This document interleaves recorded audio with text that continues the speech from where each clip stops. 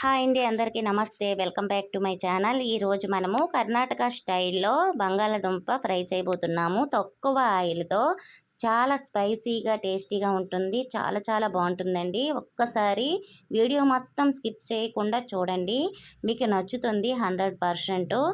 అలాగే సాంబార్ అన్నంలోకి, రసం అన్నంలోకి చాలా బాగుంటుందన్నమాట.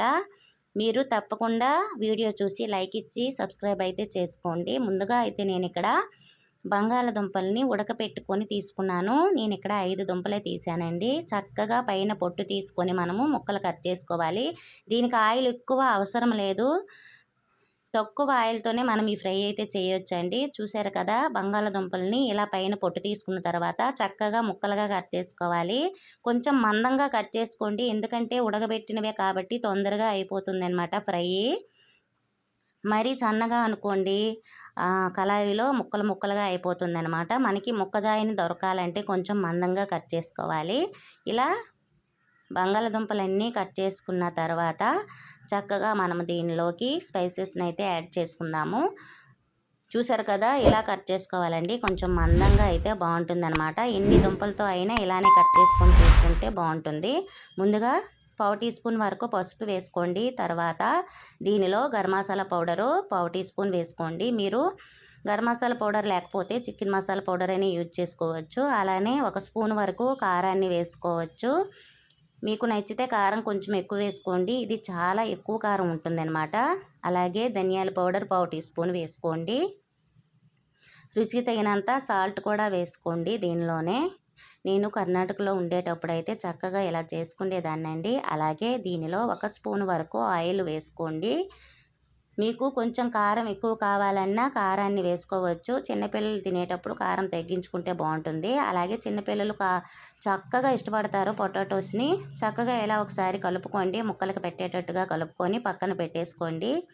ఒకసారి మీరు ఈ ఫ్రై చేసి పెట్టారంటే ఇంట్లో వాళ్ళు ఎప్పుడు కూడా ఇలానే చేపించుకుంటారు. రసమన్నంలోకి, సాంబార్ అన్నంలోకి సూపర్ ఉంటుంది అన్నమాట. ముందుగా స్టవ్ మీద కళాయి పెట్టుకొని 2 టేబుల్ స్పూన్ల వరకు ఆయిల్ వేసుకోండి. నాన్ స్టిక్ కళాయి అయితే మనకి ఆయిల్ ఎక్కువ అవసరం లేదండి. చక్కగా ఫ్రై అయితే అయిపోతుంది. ఇలా 2 స్పూన్లు వేసేసిన తర్వాత చక్కగా 1 నిమిషం పాటు వేడెక్కనివ్వండి ఆయిల్. అలాగే కళాయి కూడా వేడెక్కితే మనము అప్పుడు ఈ బంగాళదుంప ముక్కల్ని వేసుకుందామండి. ఇలా ఆయిల్ మొత్తం ఇలా సర్దుకోండి, ఎందుకంటే మనం ఎక్కువ ఆయిల్ వేయట్లేదు కాబట్టి. కానీ టేస్ట్ అయితే సూపర్ ఉంటుందండి. ఇప్పుడు దీనిలో కొంచెం ఆవాలు వేసుకున్నాను నేను. అలాగే కొంచెం జీలకర్ర వేసుకోండి. చాలా చాలా బాగుంటుంది టేస్ట్ అయితే. ఈ పోపు దినుసులు చిటపటలాడిన తర్వాత మనము బంగాళదుంప ముక్కల్ని వేసుకుందామండి. ఈ ఫ్రై పిల్లలకి చాలా బాగుంటుంది, ఇష్టపడతారు. అలాగే పొటాటోస్లో కొంచెం క్యాలరీస్ ఎక్కువ ఉండడం వలన వాళ్ళ హెల్త్కి కూడా చాలా చాలా మంచిది కదా. అలాగే 2 ఎండుమిరపకాయలు, అలానే కొంచెం కరివేపాకు వేసుకోండి. తాలింపులో కరివేపాకు కొంచెం ఎక్కువ వేసుకున్నా బాగుంటుందండి. టేస్ట్ అయితే చాలా బాగుంటుంది. కరివేపాకు ఆ ఫ్లేవర్ వచ్చి ఈ బంగాళదుంప ముక్కలకు పట్టి టేస్ట్ తినేటప్పుడు చాలా రుచిగా ఉంటుందన్నమాట.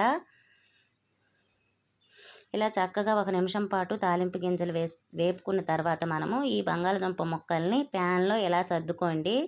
ఒక్కొక్కటిగా సర్దుకొని మనము చక్కగా ముక్కలు వేపుకోవడమే, చాలా ఈజీగా అయిపోతుందండి. ముక్కలన్నీ ఇలా పెట్టుకున్న తర్వాత మనము ఒక సైడ్ వేగిన తర్వాత రెండో సైడు టర్న్ చేసుకోవడమే. మూత పెట్టుకోండి. ఇలాగా చిన్న మంట మీద వేపుకోవాలి. కొంచెం పెద్ద మంట పెట్టామంటే మొత్తం మాడిపోతుందండి, టేస్ట్ వేరేగా అయిపోతుంది అనమాట. చూసారు కదా, చక్కగా కింద అయితే అడుగు బాగా వేగింది. ఇప్పుడు మనము దంచుకున్న వెల్లుల్లిపాయను కూడా వేసుకుంటే మరి కొంచెం ఫ్లేవరు, ఈ వెల్లుల్లిపాయ ఫ్లేవరు ముక్కలకు పెట్టి చాలా బాగుంటుందన్నమాట ఈ ఫ్రై అనేది. ఇలా వేసుకున్న తర్వాత మనము మళ్ళీ మూత పెట్టుకుందామండి. ఎందుకంటే వెల్లుల్లిపై నేను తాలింపులో ముందే వేసుకుంటాను అనుకొని మర్చిపోయాను, అందుకే ఇప్పుడు వేసానన్నమాట. తాలింపు వేసేటప్పుడే మనము వెల్లుల్లిపై కూడా దంచి వేసుకోవాలండి. అయినా పర్వాలేదు, వేగిపోతుందన్నమాట వెల్లుల్లిపాయి. చూసారు కదా, ఇప్పుడు మనము రెండో వైపు ఈ ముక్కలన్నీ ఇలా టర్న్ చేసుకోవాలి. ఒకవైపు కాలిన తర్వాత చాలా సింపుల్ అయిపోతుందండి ఫ్రై అయితే. అలాగే ఆయిల్ అయితే ఎక్కువ పట్టదు కాబట్టి ఇలా ఒకసారి మీరు తప్పకుండా ట్రై చేయండి ఈ పొటాటో ఫ్రై. పిల్లలైతే ఇంకా ఒకసారి టేస్ట్ చూసారంటే రోజు ఇలానే చేయమంటారు. అంత బాగుంటుందన్నమాట ఈ టేస్టు. మామూలుగా రొటీన్‌గా చేసిందే కాకుండా ఇలా ఒకసారి వెరైటీగా చేసి పెట్టండి. చాలా బాగా ఇష్టపడతారు ఇంట్లో వాళ్ళందరూ. రెండో వైపు కూడా చక్కగా వేగిన తర్వాత మనము లాస్ట్‌లో కొంచెం కొత్తిమీర వేసి సర్వ్ చేసుకోవడమేనండి. ఎంత ఈజీగా అయిపోతుందో చూసారు కదా! చూసారా? ఇక్కడైతే రెండో వైపు కూడా నేను టర్న్ చేసుకున్నాను కదా! మొత్తం వేగిపోయిందండి. బంగాళదుంప ముక్కలన్నీ వేగిపోయాయి. ఇప్పుడు మీ దగ్గర ఉన్నట్లయితే కొంచెం కొత్తిమీర యాడ్ చేసుకొని సర్వ్ చేసుకోవడమే. చూసారు కదా! తప్పకుండా ఒకసారి ట్రై చేయండి. వీడియో కనుక నచ్చినట్లయితే మన ఛానల్‌ని ఒక లైక్ ఇచ్చి సబ్స్క్రైబ్ చేయడం మర్చిపోకండి. Okay friends, thank you for watching. Bye bye.